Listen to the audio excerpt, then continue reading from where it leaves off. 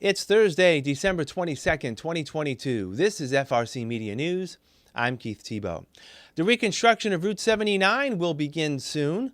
Local artists can get a boost from FRACC's Ignition Fund. And one Fall River school is growing its own produce and sharing it with a local restaurant. All this and more coming up. We start with what is expected to be a fairly busy weather pattern over the next few days. Following Friday's expected heavy rainstorm with strong winds, temperatures will drop dramatically for Christmas Eve and Christmas Day. The city of Fall River says a warming center will be open at the Spindle City Church, formerly Solomon's Porch, from 8 a.m. to 4 p.m. Saturday and Sunday. Residents may drop in without calling and are asked to use the 65 Middle Street entrance. The first step in at Stepping Stone continues to help those who are homeless seek shelter during the winter season. The next phase of connecting the city with the waterfront symbolically got underway yesterday with a groundbreaking ceremony launching the reconstruction of Route 79. Decades in the making, the project will eventually lower the highway and create a boulevard from the Veterans Memorial Bridge to the north to the Braga Bridge to the south. Mayor Paul Coogan says the project is the culmination of plans to revitalize the city's waterfront. This project, again, is years and years of planning, hard work. Our partners on the state level, whether it's the DOT, Secretary of Transportation, have worked tirelessly to bring this to fruition. We're on one of those projects right now, the City Pier. You look across the street at the development going on with my friend Robert Karam's building, the railroad station just down the road. And all of these projects, all of them, are part of a plan to develop the waterfront in Fall River, and they were done with the cooperation of the administration, Governor Charlie Baker, and our strong advocate and friend to the city of Fall River, Lieutenant Governor Karen Polito.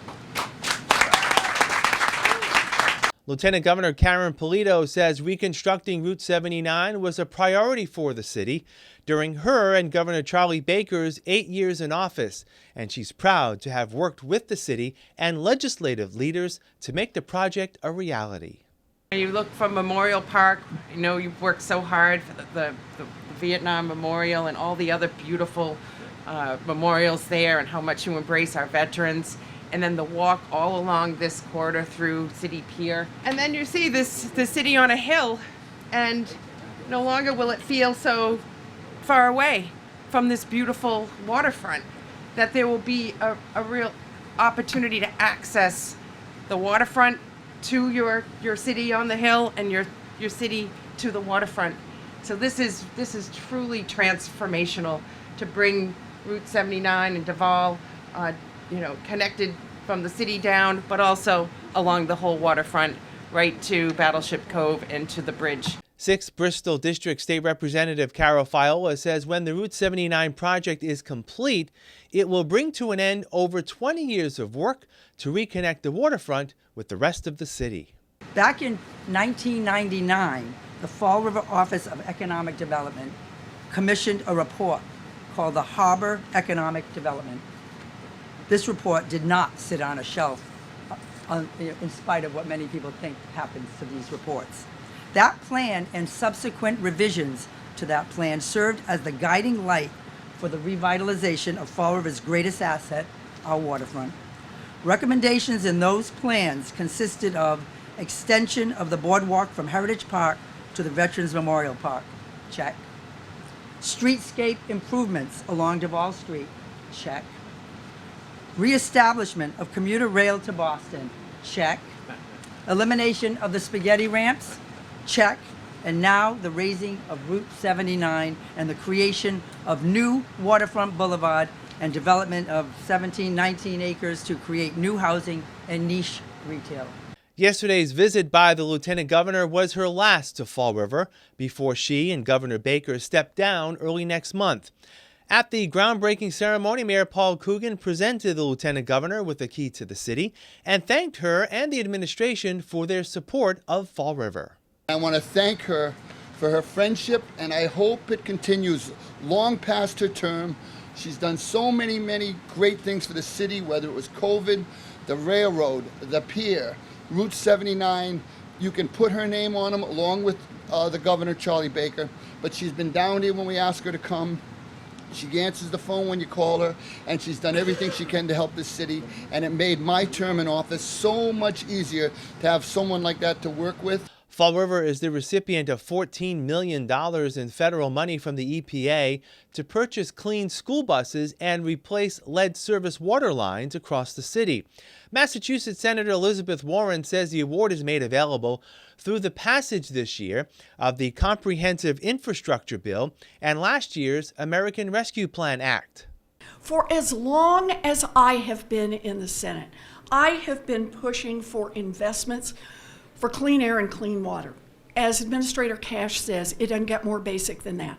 I feel like part of my job in the Senate is to represent people who want to breathe and who want to drink water. And that has to be a core part of what we get done. For far too long, Fall River has been left out of any work that has gone forward.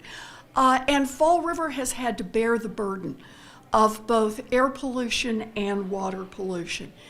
This is once in a generation funding that moves us closer on public health and providing some environmental justice and equity to everyone who lives in this city. These bills also have more opportunities in them. We're going to replace these school buses, we're going to replace these pipes, but we're going to keep right on going because that's what we need to do to deliver for the students here in Fall River, to deliver for the people of Fall River, and to deliver for the people of the Commonwealth of Massachusetts.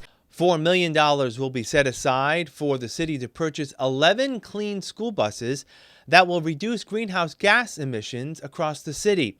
$10 million will be used to replace 1,600 lead service water lines. The funding that's provided here today will help provide clean, safe drinking water to all of our residents. Out of the 21,000 services that we have, water services that we have in the city, we have over 3,000 that are documented to still be lead, either full or partial. What we want to do is be able to get all of those lead services out of this system. The city has been replacing lead services within their system for years. The residents will be working, the city will be working with all the residents to replace the lead service all the way from the main, all the way to the meter in their house at no cost to those residents. The Fall River Arts and Culture Coalition, or FRACC, has created a grant program focused on educating and funding individual local artists. Executive Director Ashley Okino says the Ignition Fund is a pilot program using state money to advance the work of 10 local creatives. At FRACC, artist is a broad term. We mean you are a performer, you do poetry, perhaps you're a hip-hop artist, you're a professional dancer, musician, guitarist, painter. It's a pretty broad term of what we mean by when we say artist, but we're really looking for creative people who are interested in elevating their practice and learning some skills to help get more money in their pocket to do the work that they love to do. And what is included in this grant is $2,500 awards. So each artist gets $2,500, and we ask that a small portion of that will be used in spring, summer 2023 to do some type of public engagement project out in the community. If you're a dancer, perhaps you perform. A musician, you could play it at maybe down at the boardwalk or out on the pier. You could offer a craft activity. It's really broad, and the application allows you to explain that really in a way that kind of best highlights your work and the work that you do. 3 information sessions on applying to the Ignition Fund will be held on Tuesday, January 10th. One in person at noon and another virtually that evening. The third will be held Saturday, January 14th, also virtually. The deadline to apply for the grants is January 20th. More information is available on the FRACC website, thefrac.org.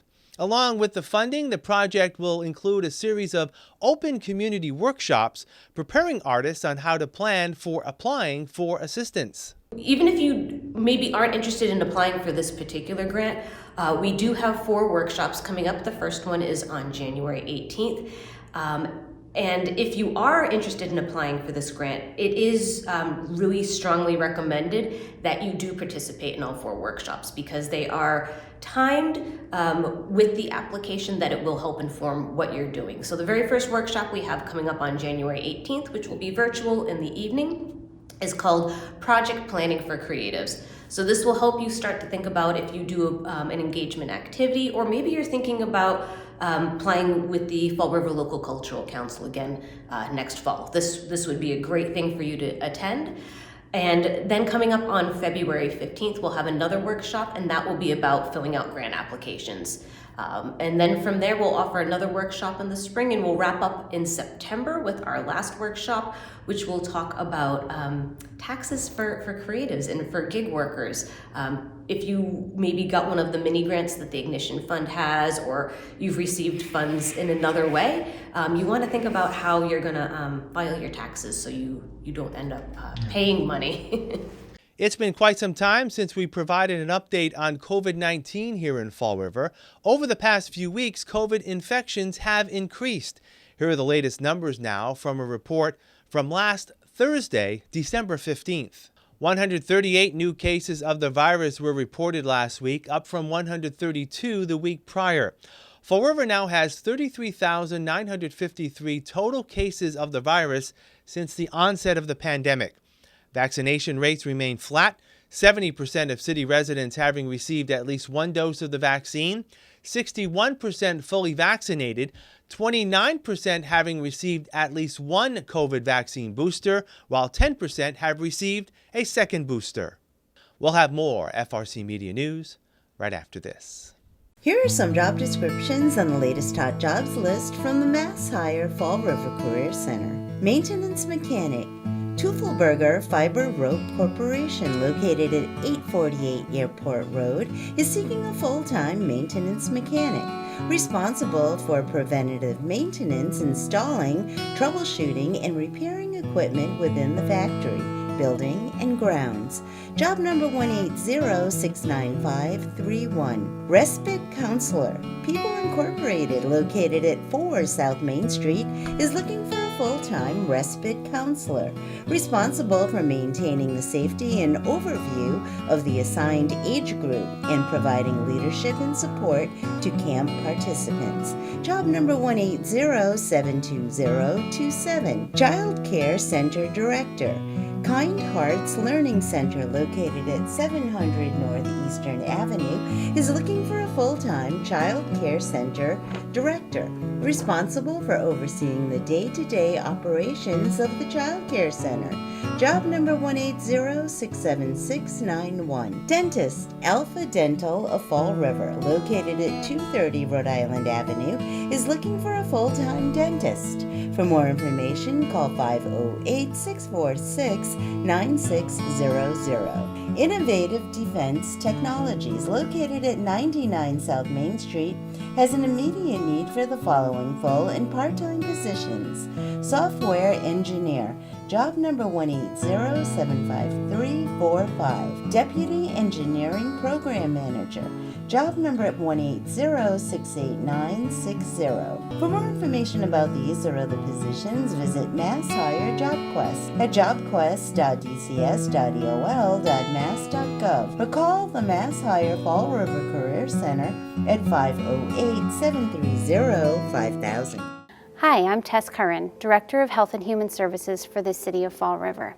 I know that we're all tired of COVID-19. However, COVID remains a threat in our community. Anybody can become infected with COVID-19, especially children. Therefore, it's critical that parents consider getting their children vaccinated. We realize that children already get a lot of vaccines as it is when they're young. So to add one more can be a lot for parents. But just like the other vaccines have basically helped eliminate many of the diseases that they were designed to fight, same thing with COVID. As a parent, when we were thinking about how to approach the vaccination process with them, we were really looking at what the benefits were versus what the risks were. You know, they're 3 active kids.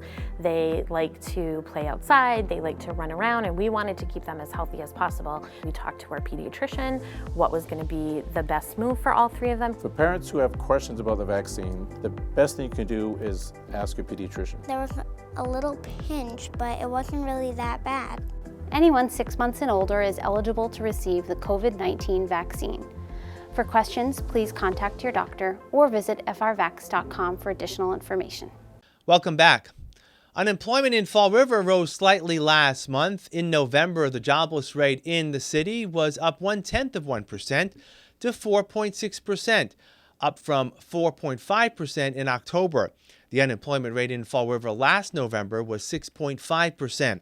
Rates in gateway cities across eastern Massachusetts were mixed, some up, some down. The state's jobless rate for November remained at 3.4%. Students and teachers at Holy Trinity School in Fall River have embarked on a project of growing their own produce, with their wares now being featured in dishes at a Warren, Rhode Island restaurant. 2 years ago, the school applied for a grant to expand its STEM program to include hydroponics. Teacher Kevin Flynn took the lead on the project, called Trinity Greens, and developed an educational program that included all students at Holy Trinity. So the middle school age kids jump right in because it actually incorporates with science class. And Mrs. Flynn has been nice enough to share some of the curriculum with what she does so we can show it in real time. However, the entire school takes advantage of the greens, whether it be they come down, they ask questions about the greens. The little ones actually get a lot out of it because they see it as a small plant or a seedling, and then they see it grow every single day. And they actually say to me, Mr. Flynn, I can't believe how much this grew in like a day. And then we also have the elementary school kids come down, and they actually have these little setups where they discuss what's going on. I believe the biggest wow factor in what we're doing hydroponically is the fact that it's grown just in water. And there's no soil whatsoever. The microgreens do use a grow medium, but it's still not soil in general. And when you can actually see that the plant can take off in water, a deep water culture, what we're doing, just by nutriating it and giving it light, I think it amazes them how they can't believe that we're not outside, there's no soil, there's no gardening, and it's really just coming all together through just pure science. Mr. Flynn says the produce has been used in salads at the school cafeteria and can be harvested in a relatively short period of time. The 3 different types of lettuce would be, we grow Boston Bib or Butterhead, romaine, and a new one called red oak lettuce. And then microgreens are varied. We go anywhere from black oil sunflower to mustard to wasabi mustard, all the way down to sweet corn. So with lettuce, yes, it can go anywhere from 2.5 to 3.5 weeks depending on the type of head of lettuce. Butterhead lettuce actually grows 3 new leaves a day, where romaine and red oak are usually 1 to 2. It can be pushed by adding more nutrients and keeping the pH levels at their proper levels every single day. And we can, if we push it too much, it's not actually good for the plant, but we found that happy medium through the molecular recipe where we can go ahead and usually 2.5 to 3 weeks. When the school realized it was growing more lettuce and microgreens that it could handle, Mr. Flynn, through a mutual friend, reached out to Chef Richard Allaire of Medicom Kitchen in Warren. Chef Allaire welcomed the opportunity to incorporate the produce into his diverse menu. The quality's been great. You can see that the process of what the kids are learning is reflected in what we're getting, so it's always a little bit different, but I think that the quality has certainly improved, but it's always been good. You just see the sort of the experimentation and the learning on the back end of what we're getting. We've gotten some more unusual things like, these black oil sunflower seeds that are incredible, and the pea greens that they grew were the best ones I've ever seen, and I've used a lot of different kinds over the course of my career, but these had a lot more, not only a lot more flavor, but aesthetically they were more beautiful. There was a lot of detail to them, and they had great structure. And so, you know, like specific things like that have been really nice. 7th and 8th graders at Holy Trinity say the hydroponics project gives them a greater appreciation of science and its healthy and sustainable impact within the community. I think it's amazing that we get to do something that involves science that's not like just regular classwork, because some kids can't learn like that. Some kids need to be hands-on with it. Also nice that we're doing these things because it's in a smaller group, so we can all have our own part in it. Yeah. And it's something different because we don't always get to do these things every day. I think it's really nice because we're helping our own community, and we're helping other people that like live in our streets and stuff. And that's what I like doing some of the best, is like giving back, because I know a lot of people that live here and I like a lot of them. So I like giving back to the community. And finally, with Christmas this weekend, here is the annual holiday message from Bishop Edgar DeCunha from the Diocese of Fall River. My dear friends, as we celebrate another Christmas, this beautiful season and this joyous time of the year, I know that most of you, probably all of you, are coming together as family and friends and trying to experience the joy of Christmas. Even though our hearts are impacted by so many negative things that are happening around the world, the economic crisis, the war raging in Ukraine that is affecting all of us, the pandemic that is not over and is also still impacting our lives. Yet we as Christians, as Catholics, as people of faith, need to look beyond the problems that surround us and embrace a vision of faith to see how much God loves us in sending His only Son, Jesus, to be our Savior and to be with us.